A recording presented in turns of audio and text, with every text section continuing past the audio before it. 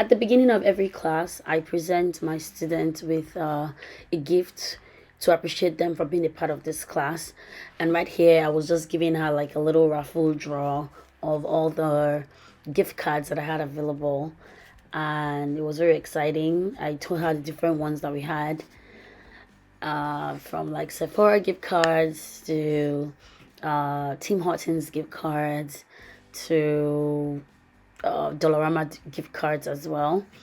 And she was able to just pick one, and it was very exciting, the one that she picked. And I just did this little gesture to appreciate them for being a part of this class as well. So that was very exciting to see, because she won a Sephora gift card. Now we're starting our Meatpie class, and this student is from Liberia, and we just had conversations about if she had had Nigerian meat pies before, if she had anything, if she found anything similar to what they had in her country as well. She did mention that they had meat pies, but ours tasted differently from theirs. And she mentioned that they had fish pies, chicken pies, which we also have as well. So it was very interesting to see that cultural similarities between Nigeria and Liberia, um, food items, and in this case, meat pies as well. So we just had that conversation, and it was interesting to see where our cultures really came together. So right now we're getting ready to start, and we're starting with chopping up some onions and grating or mincing up some garlic as well. For this class, we're keeping it at a very small quantity of 6 meat pies, because this is just one person for this one class. Other students are going to have their classes as well. So we just have conversation, and we go ahead to chop up some onions. Your onions have to be very thinly sliced and finely cut. The reason is because when you're biting into your meat pie, you don't want to have this very big chunk of onions or anything like that. That might be appalling. So the only reasons why we have onions and garlic in this recipe is for the aromatics, right? So you don't want to see them visibly, but we want to feel them and want to taste them, and we want them to do their thing in our meat pie filling. So we're just going through all of that with the student and with her, and it was interesting already.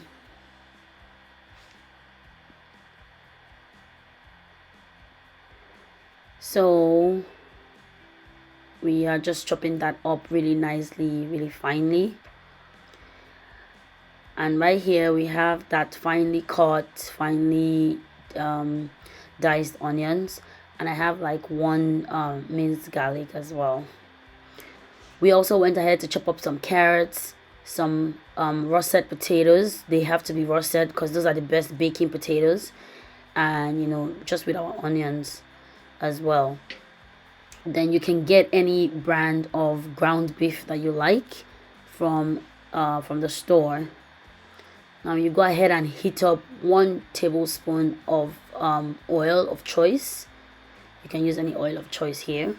Here we used vegetable oil. And as you wait for that oil to get hot, simmer up depending on your oven type as well.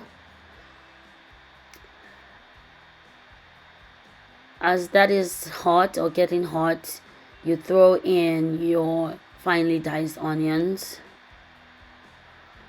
and your minced garlic into that oil.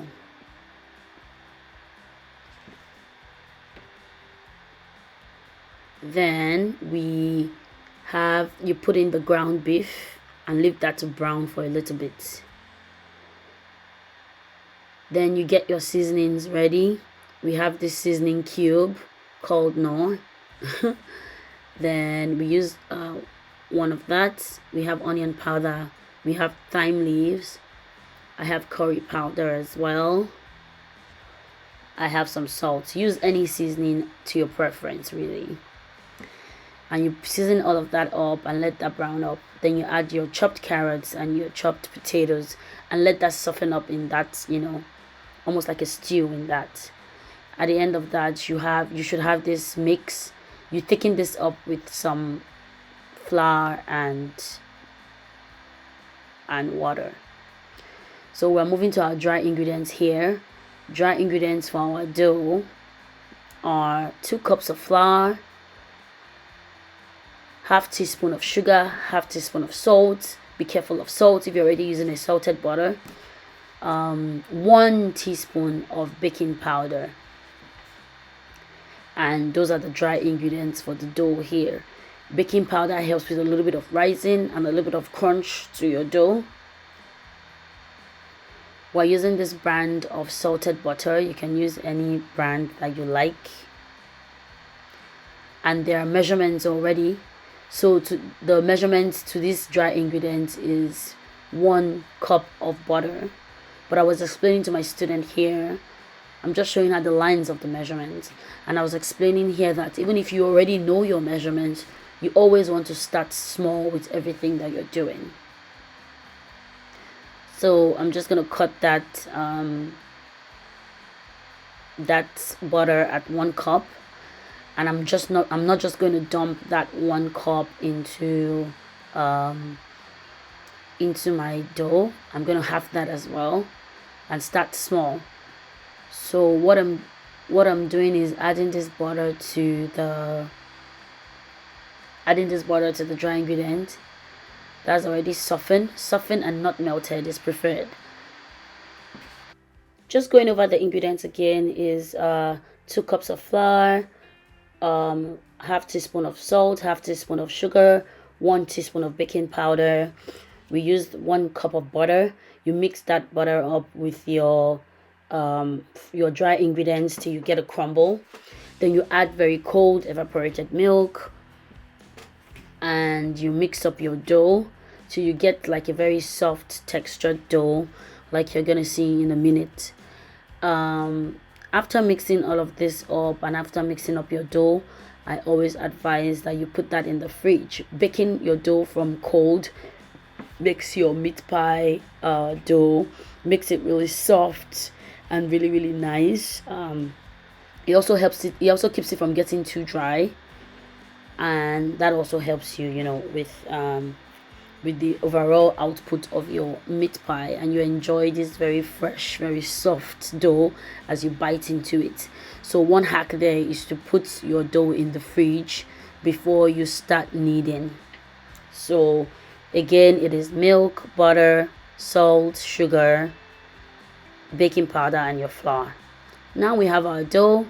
We've started processing and working on that dough and getting it ready to be filled. You're just going to roll out into like an inch thickness.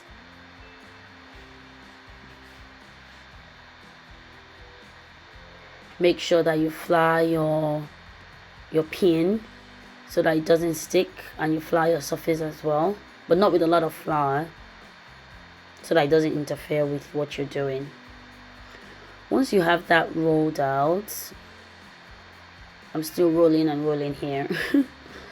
Once you have that rolled out, you take it and put it on your mold or your shaper, if you may.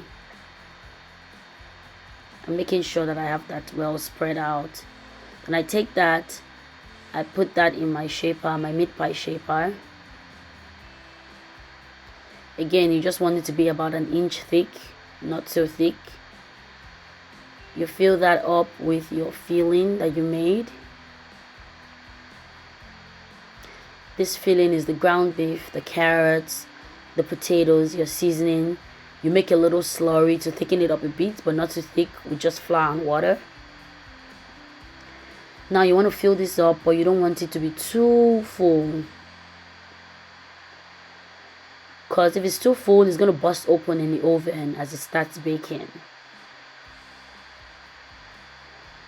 And then you close it up and try to seal it with your shaper and your sealer.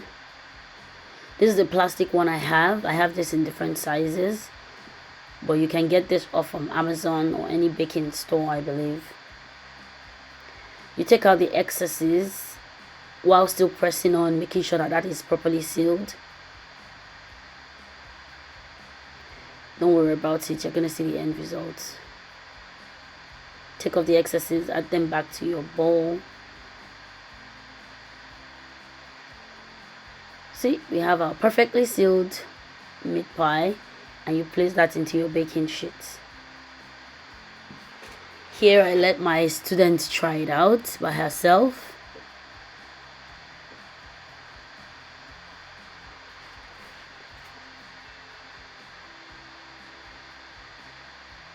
And she was having fun. She had some issues sealing that up, but she got a hang of it.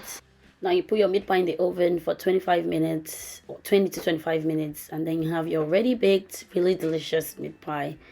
And that's how to make Nigerian meat pies. Thank you so much for watching. I hope you learned a thing or two, and I'm happy that you enjoyed this video. Thank you.